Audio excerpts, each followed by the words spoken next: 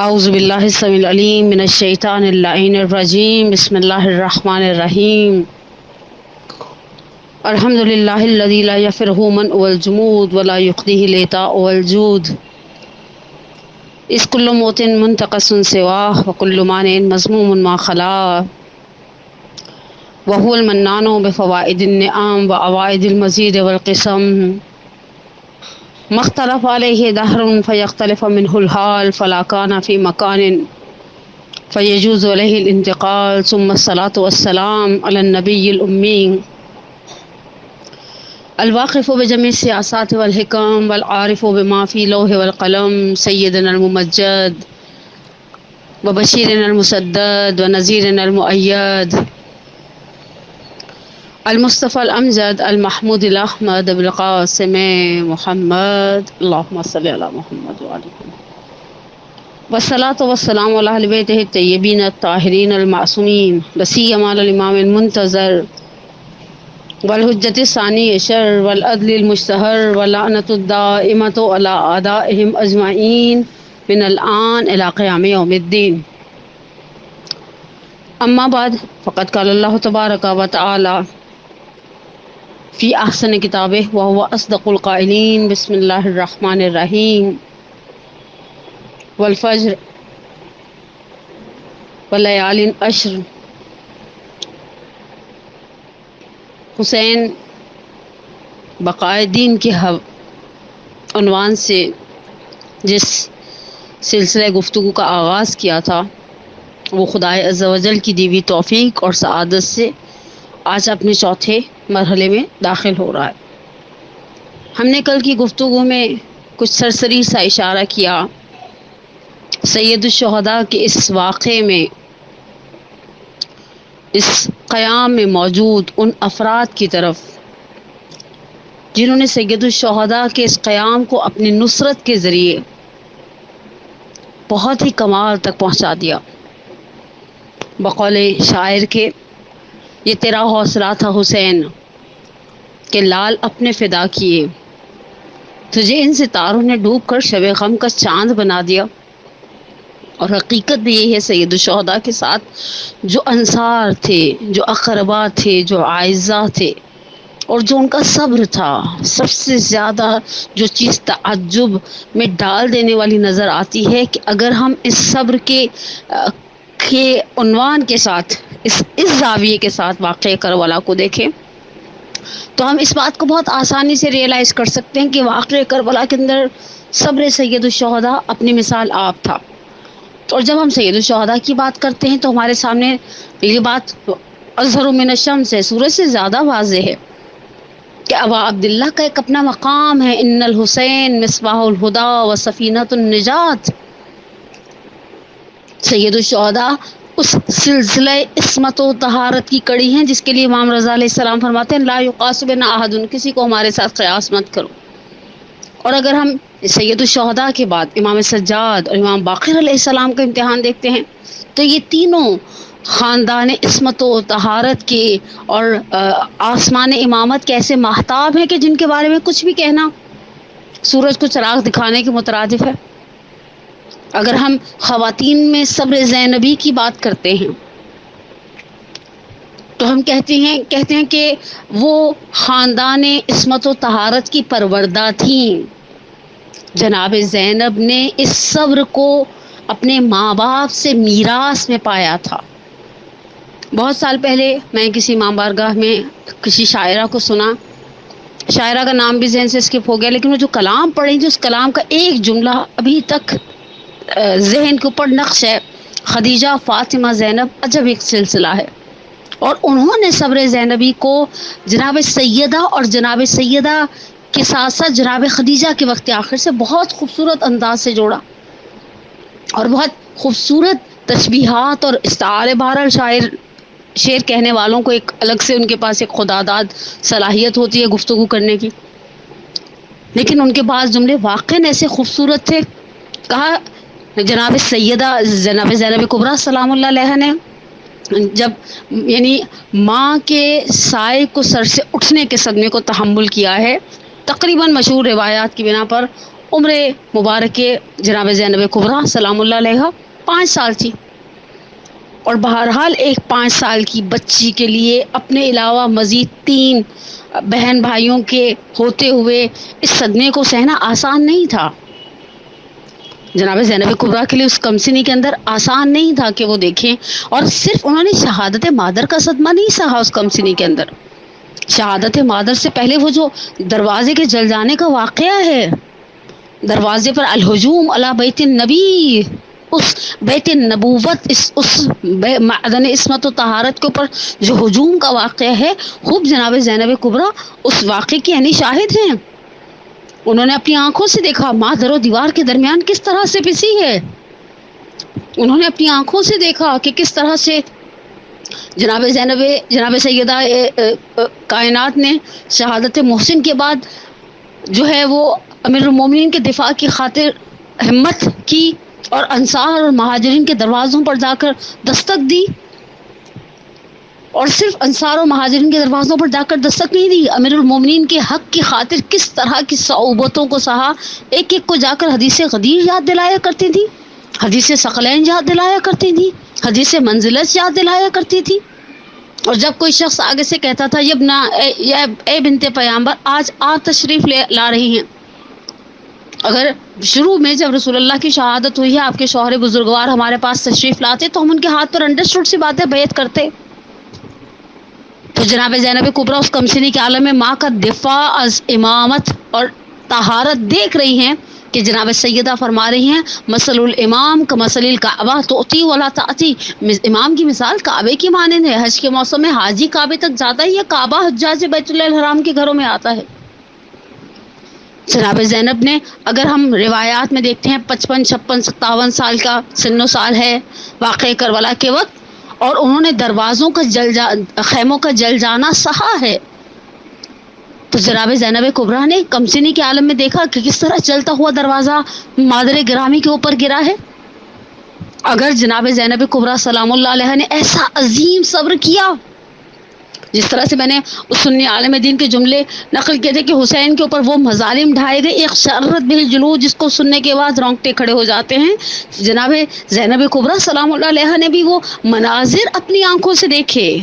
آسان نہیں تھا جناب زینب کبریٰ کے لیے یہ منظر دیکھنا کہ طوق و سلاسل ہیں، سید سجاد ہیں، صدحیف سجاد اسیر جور ہوئے، صدحیف کسی نے یہ نہ کہا یہ پاؤں ستون کعبہ ہیں، انہیں بیڑیوں نے کیوں جکڑا ہے، اور جناب زینب کبریٰ نے دیکھا اور اس ہاتھوں کے اندر رسیوں کو سہا، کیونکہ وہ بابا کے گلے میں امامے کا سرا، بقول ابن ابی الحدید معتزلی کی، یا رسی، جس طرح سے ابن ابی الحدید معتزلی شرح نہج البلاغہ میں کہتا ہے کہ اس طرح سے علی کے گلے میں رسی کا سرا تھا جیسے اونٹ کے ناک میں نکیل ہوتی ہے۔ یہ صبر زینبی اس کی جڑیں بہت آگے تک ہیں۔ جناب زینب کبریٰ کے صبر کے لیے تو کیا کہے، انسان جو کہے گا وہ کم پڑے گا۔ جناب زینب کبریٰ نے کمسنی میں شہادت جد کو دیکھا، جناب زینب کبریٰ نے رات پر کمسنی کے اندر شہادت مادر کو دیکھا، جناب زینب کبریٰ نے کمسنی کے اندر ماں کے جنازے کو رات کو دفن ہوتے ہوئے دیکھا، جناب زینب کبریٰ سلام اللہ علیہ نے مادر گرامی کو غسل دیتے ہوئے اپنے بابا کی، یقیناً اس چھوٹے سے گھر میں، کیا جناب زینب کو نہیں پتا ہوگا کہ بابا کس طرح سے گریہ کناں ہیں۔ آیت اللہ العظمیٰ شیخ حاج وحید خراسانی دامت ظلہ عالیہ فرماتے فحاز جا الیہ الحزن، مولا کائنات تو سر سے پیر تک حزن میں تھے، اپنی آنکھوں سے دیکھا بابا رات کے سناٹے میں کس طرح سے جنازہ لے کر جا رہے ہیں۔ کون سا منظر ایسا ہے جو زینب نے کمسنی میں نہیں دیکھا؟ اور پھر شہادت ہے مادر کے بعد کا مرحلہ، جب دیکھا کہ بابا نے 25 سال اس طرح سے گزار دیے۔ خطبہ شخشقیہ میں امیر کائنات کے الفاظ ہیں کہ فی عین قضا و فی حلق شجا، میں نے یہ مدت اس طرح سے گزاری گویا آنکھ میں کانٹا گلے میں ہڈی ہے۔ اور اس کے بعد جب ظاہری اعتبار سے خلافت کے تخت پر بیٹھتے ہیں، جب صعصع بن سوحان آتے ہیں اور کہتے ہیں ما زینت الخلافہ، آپ نے خلافت کو زینت نہیں بخشی بلکہ آپ نے خلافت کو خلافت نے، بہت معذرت، خلافت نے آپ کو زینت نہیں بخشی، بلکہ آپ نے خلافت کو قبول کر کے اسے مزین کر دیا ہے۔ اور پھر بابا کی اس تقریباً 4 سال کچھ ماہ کے لگ بھگ والی ظاہری عہد خلافت کے اندر دیکھا کہ بابا نے کس طرح سے جنگیں لڑی ہیں، بھائی کس طرح سے جنگوں میں شریک ہیں۔ اور پھر ایک اور جنازہ رات کی تاریکی میں اٹھتا ہوا دیکھا۔ اس جنازے میں تو بہت ہی مختصر سے افراد ہیں، بعض منابع کے مطابق 7 یا 9 افراد جو امیر کائنات کے جنازے میں شریک ہیں۔ دیکھ رہی ہیں کہ بھائیوں کو شہادت پدر پہ بڑے دغدغے ہیں، اور دیکھا اپنی آنکھوں سے کہ جب بابا اس خون آلود چہرے کے ساتھ، وہ داڑھی جو ان کے سر کے خون سے خضاب ہو گئی تھی، گھر میں آئے۔ میں صبر زینبی کی مثال دے رہی ہوں، صرف ایک جملہ کو، یہ جملہ کہے بغیر میں آگے نہیں بڑھ سکتی۔ راوی کہتا ہے میں 19 رمضان کی صبح امیر المومنین کے پاس تھا جب سر مبارک پر ضربت لگی،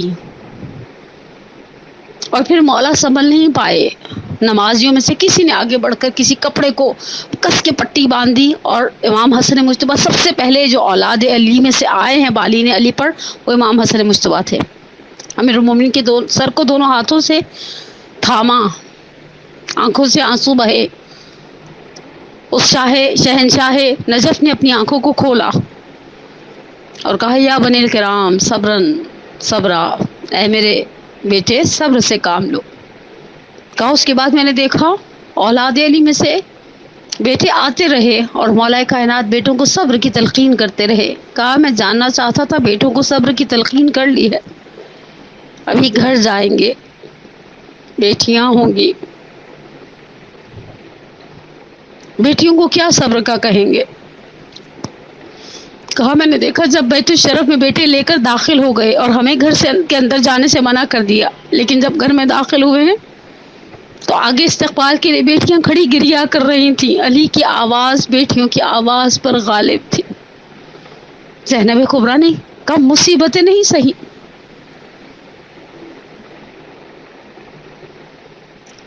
جب امام حسن مجتبیٰ نے طبیب کو بلایا اور اسے یاسیر بن عمرو جو کوفے کا ماہر ترین جراح تھا، اور اس نے آ کر کہا ہوگا ابوالحسن سے کہیں وصیتیں کر لیں، قلب نازنین زینب کبریٰ زلزلوں کی زد پر ہوگا۔ عزیزان من، مجھے نہیں پتا حسرت سے بھائیوں کو دیکھا ہوگا کہ اب ماں کے بعد بابا کی جانے کی باری آ گئی، اور زینب کبریٰ کے لیے یہ آخری امتحان نہیں تھا زندگی کا، اس کے بعد حسن مجتبیٰ کا جنازہ ہے۔ میں نے پچھلے دنوں ایک کتاب میں ایک عجیب سا جملہ پڑھا، جب امام مجتبیٰ کو زہر دیا گیا اور حالت تہوع پیدا ہوئی، وہ جو وامٹنگ والی ایک فیلنگ ہوتی ہے، اور تشت لایا گیا، امام حسن کو پتہ چلا زینب آ رہی ہیں، کہا اس تشت کو تخت کے نیچے کر دو، زینب اس طرح سے میرے جگر کے ٹکڑے نہ دیکھے۔ اور پھر دیکھا جنازہ پلٹ کر آ رہا ہے۔ یہ جملے تو ارباب منبر کے ہیں، لیکن عین حقیقت ہے۔ اگر زینب کبریٰ یہ کہے تو کوئی بعید نہیں ہے کہ حسین میں نے جنازے جاتے ہوئے دیکھے تھے، بھیا آتے ہوئے جنازہ تو پہلی دفعہ دیکھ رہی ہوں۔ اور مرحوم اظہر حسن زیدی کے جملے کا کیا کہوں، وہ کہا کرتے تھے زینب تمہارے بھائیوں کے جنازوں میں ذرا سا تو فرق تھا، ایک بھائی کے جنازے پہ تیر تھے، ایک بھائی کا جنازہ تیروں پر تھا۔ زینب کربلا کے لیے تیار ہو رہی تھیں، ام کلثوم کربلا کے لیے تیار کی جا رہی تھیں، لیکن وہ خواتین جو امیر المومنین کی نسل سے نہیں تھیں، جو صلب امیر المومنین سے نہیں تھیں، انہوں نے بھی صبر کو کس کمال سے اس امتحان کو نبھایا ہے۔ عزیزان من، ہم جس بی بی کا نام لے لیں، صحیفہ کربلا میں آغا علی نظری منفرد نے پوری فہرستیں بنائی ہیں ان خواتین کی، کہ جو خواتین اسیر ہو کر جو ہیں وہ لے جائی گئی ہیں کربلا سے کوفہ کی جانب، اور کس طرح سے انہوں نے راستے کے اندر مختلف سختیوں کو سہا ہے، لیکن زبان پر شکوہ نہیں لے کر آئیں. کیسا صبر تھا ان خواتین کا، ان مخدرات کا. ان مخدرات کے اندر بالآخر وہ خواتین بھی تھیں. قول معروف ہمارے درمیان یہی ہے کہ 9 شہداء کی مائیں تو کربلا میں موجود تھیں. 9 ماؤں نے دیکھی در خیمہ سے لڑائی اور نصرت شبیر میں ہمت سے دکھائی.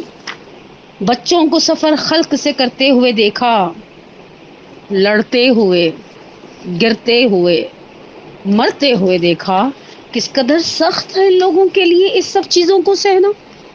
وہ خواتین جو اپنے ساتھ بچے لے کر چلی تھیں، روانہ ہوئی تھیں کربلا کے راستے میں. پہلی کیٹیگری ان بچوں کی ہے جو کربلا کے اندر شہید ہیں. گرچہ آغا علی شہری کی، محمد علی شہری کی دانش نامہ امام حسین دیکھ رہی تھی تو اس میں انہوں نے روایات کے اختلاف کی طرف بہت زیادہ وضاحت سے اشارہ کیا ہے، لیکن اس کے باوجود وہ ایک گروہ شہداء کا جو کربلا کی سرزمین پر شہید ہو گیا. ہم میں سے، میرے سننے والی بہنوں میں سے، ہماری ماؤں میں سے بہت ساری خواتین جو ممتا کے جذبے سے سرشار ہیں، ان سے کوئی پوچھے، صرف انسان دل پر ہاتھ رکھ کر سوچے، وہ ماں جو بیٹوں کے ساتھ سفر کرتی ہے کیا جاہو حشم ہوتا ہے. اور وہ مائیں جو کربلا کی زمین پر بے گور و کفن بیٹوں کی لاشوں کو چھوڑ کر آگے بڑھ گئی. اس جاہو حشم کے مقابلے میں یہ صبر آسان نہیں تھا، یہ صبر آسان نہیں تھا. اور ان خواتین کے اندر، بعض خواتین کے بارے میں تو صرف انسان سنتا ہے، مقتل کو پڑھتا ہے، تھوڑی دیر کے لیے ان کی مصیبت کو محسوس کرتا ہے اور روح لرز جاتی ہے. کس طرح سے سہا ہوگا انہوں نے. یہ امیر المومنین کی ایک آغوش کی پروردہ نہیں ہے، لیکن صبر کمال کا دکھایا ہے انہوں نے.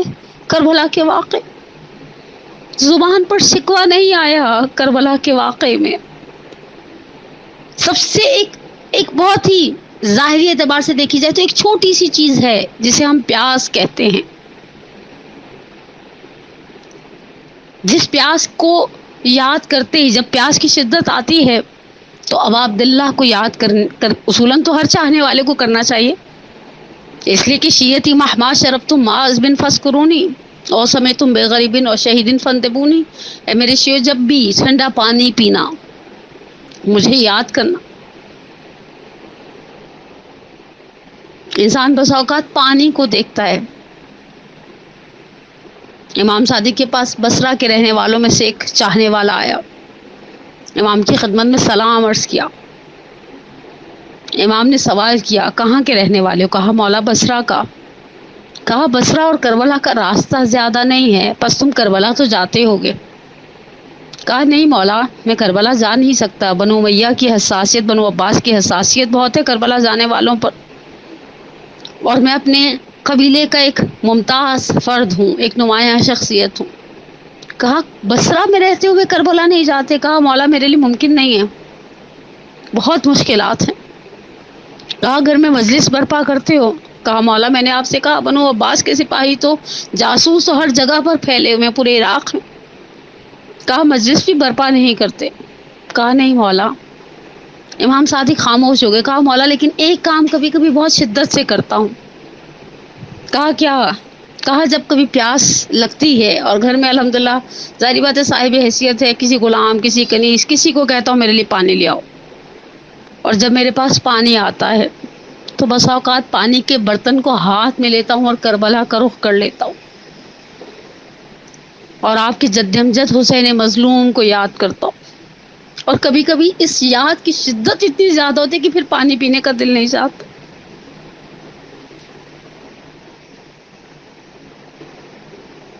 پیاس، اور وہ بھی بچوں کی پیاس.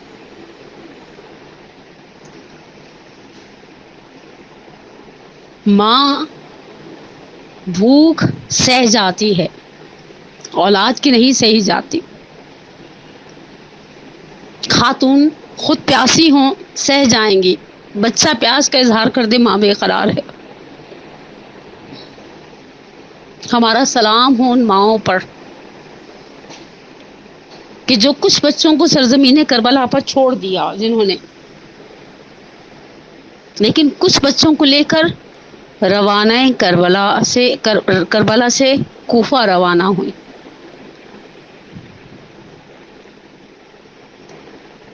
ان ماؤں کا امتحان، ایک امتحان کا مرحلہ وہ تھا جو عصر عاشور کربلا کی سرزمین تک تھا، اور اس سے شاید میں کوئی اسٹیٹمنٹ دینے کا حق نہیں رکھتی عزاداران امام مظلوم، لیکن شاید اس سے زیادہ سخت امتحان تھا ان معصوم سہمے ہوئے کمسن بچوں کے ساتھ بغیر گھر کے مردوں کے سفر کرنا۔ یہ بچے بڑے ناز پرور بچے ہیں، یہ بڑی ناز کشی سے کربلا تک لائے گئے ہیں۔ جب انہیں لایا جا رہا تھا کربلا تک تو حسین جیسا سرپرست صاحبان کی صورت میں سر پر موجود تھا، ابو الفضل عباس جیسا محافظ تھا، اکبر جیسا لاڈ اٹھانے والا بڑا بھائی تھا، لیکن کربلا سے کوفہ کے سفر میں سر ابا عبداللہ تو نوکے سنا پر ہے۔ ابو الفضل عباس، قاسم، اونو محمد، علی اکبر، شہداء کے سر تو نوکھائی سنا پر ہیں، اور یہاں شمر ملعون جیسے شقی القلب شخص کا ساتھ ہے، جس نے بچوں کو کسی موقع پر تازیانے مارنے سے دریغ نہیں کیا، کسی موقع پر ان کے ساتھ ظلم کرنے سے دریغ نہیں کیا۔ ایک مصیبت کا چھوٹا سا حصہ ہے جس کی طرف مرحوم علی نقوی اعلی اللہ مقامہ نور اللہ مرقدہ المعروف بن نقن صاحب نے اشارہ کیا اپنی کتاب میں، جو روایات ازا کو کمپائل کیا ہے عابد عسکری صاحب نے، اس کتاب کے اندر اس مصائب کے اس حصے کو اس کتاب کے اندر بھی بیان کیا ہے، اور اس مصیبت کو بیان کرتے ہوئے مرحوم علی نقوی اعلی اللہ مقامہ برِ صغیر پاک و ہند کا ایک درخشاں ستارہ تھے، ایک واقع نفیس علمی شخصیت تھے۔ ان کا ایک نظریہ ہے، یہ ذاتی نظریات ہیں، یہ استحسانات ہیں بزرگان کے، کہ یہ سکینہ کی سب سے بڑی مصیبت ہے۔ میں تمام تر وجود سے اپنے بزرگ علماء کے لیے احترام، بہت زیادہ ہم ان کی خاک پا ہیں جنہوں نے اپنی زندگیاں نثار کر دی علوم آل محمد ہم تک پہنچانے میں۔ مصیبت کو بیان کر کے ایک جملہ لکھتے ہیں، یہ سکینہ کی بہت بڑی مصیبت تھی۔ نقل کرتے ہیں، راہ کوفہ و شام میں ایک مقام ایسا تھا جہاں بلا کی گرمی تھی، ایسی گرمی کی شدت تھی، جنہوں نے عراق کی گرمی کو دیکھا ہے کہ گھوڑوں اور اونٹوں کے لیے تنابیں قناتیں لگائی گئی، یعنی انہیں سائے میں رکھا گیا، اہل بیت عصمت و طہارت ایک خیمے کے باہر بٹھا دیے گئے۔ گرمی کی شدت سے شہزادی سکینہ اپنی جگہ سے اٹھی، شمر لعین سے جا کر کہتی ہے، شمر بلا کی گرمی ہے، مجھے کچھ گھونٹ پانی کے چاہیے۔ اس ملعون نے ایک نظر شہزادی سکینہ کے کملائے ہوئے چہرے پر کی، وہ ہونٹ جو پیاس کی شدت سے خشک ہو رہے ہوں گے، اور مرجھایا ہوا چہرہ، وہ بابا کے سینے پہ لاٹ سے سونے والی سکینہ، اور یہ بلا کی گرمی۔ اس لعین نے اپنے غلام کو اشارہ کیا، میرا مشکیزہ بھر کے لاؤ۔ بچوں والی مائیں میری اس گفتگو کو اگر سن رہی ہیں، آپ نے دیکھا ہے جب ہم بچے کو کسی چیز کا انڈیکیٹر دے دیتے ہیں تو وہ مطمئن ہو جاتا ہے ابھی بات پوری ہو جائے گی۔ جناب سکینہ نے دیکھا مشکیزہ بھر کر لایا گیا۔ اس لعین نے اپنے سپاہیوں کو پانی پلانا شروع کیا۔ شہزادی ننھے قدم اٹھاتی ہوئی اس لعین کے پیچھے جاتی رہی۔ اس لعین نے اپنے سپاہیوں کو پانی پلانے کے بعد اپنے جانوروں کو سیراب کرنا شروع کیا۔ خیمہ بھرتا رہا، مشکیزہ بھرتا رہا، خالی ہوتا رہا. شہزادی چھوٹے چھوٹے پیر اٹھاتے ہوئے اس لائن کے پیچھے چلتی رہی. جب اس کے آخری جانور نے، آخری اونٹ نے بھی پانی پی لیا، اس نے مشکیزوں کو ہلایا. چمڑے کا مشکیزہ تھا، تھوڑا سا ہلا، پانی کی آواز آئی. اس نے مشک کا دہانہ کھولا. شہزادی نے دونوں ہاتھوں کی ہونک بنائی. اس لائن نے پانی زمین پر بہا دیا. حسین کی یتیمہ گیلی زمین پر بیٹھ گئی. کہا شمر میں نے تیرا کیا بگاڑا ہے؟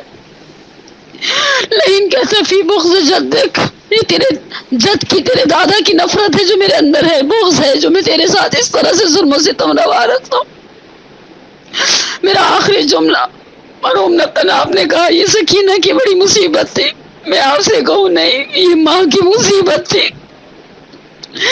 میرا سلام ہو اس ماں پر جس نے دیکھا بچے ننھے ننھے قدم اٹھاتے ہوئے پانی کے کچھ گھونٹوں کی خاطر اس لائن کے پیچھے چل رہی ہے. میرا دل گواہی دیتا ہے شاید اس نیزے کے پاس آ کے کھڑی ہو گئی ہوں جس پہ سر سید الشہداء ہو، اور شاید یہ جملے کہے ہوں سید الشہداء یہ آپ کی سکینہ ہے جس کی آپ نے زندگی برباد نہیں ڈالی، اور وہ پانی کی کچھ گھونٹوں کے لیے کس طرح سے بے قرار ہے.